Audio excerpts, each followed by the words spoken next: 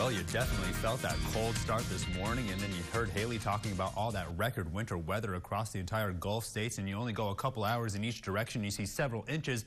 In Houston, they saw anywhere from 3 to 6, and as you make your way to New Orleans, they're pushing up near 8, and you make your way even further east, and that snow accumulation just keeps gathering because they're still dealing with a lot of those humid conditions, at least a lot of moisture making its way onshore. Look at these temperatures. If you can even see them over the last 24 hours, just staying in those 20s, then we gently warm up into those 30s, only in those mid-30s right now, and we're going to drop right back down below those freezing levels. We're not out of this cold weather yet.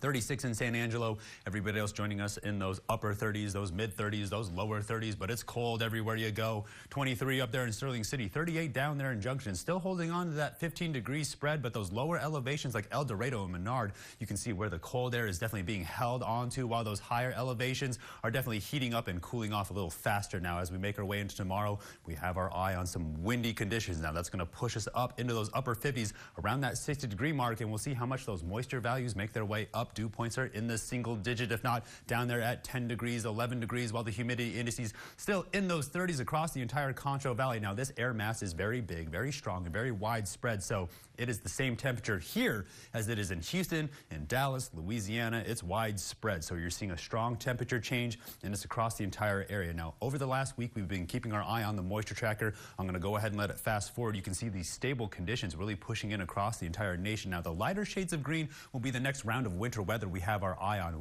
Waves will make its way down across the Rocky Mountains, but it will not hit here in the Concho Valley. We're going to be all over the place. Some upper 50s, some lower 50s, even some higher 60s.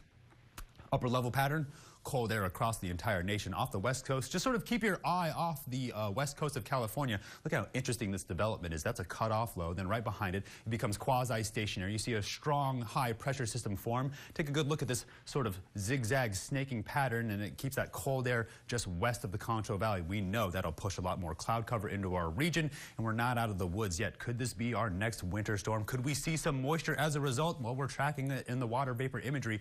Good circulation of it, almost hurricane-like in nature, as that cold air continues to swirl just off the west coast. More moisture around Baja. That's the cold air we feel today. There's our next winter storm near the Dakotas, where I'm always keeping our eye on those freezing levels. And then off towards the east, there goes that winter storm taking aim at Florida next.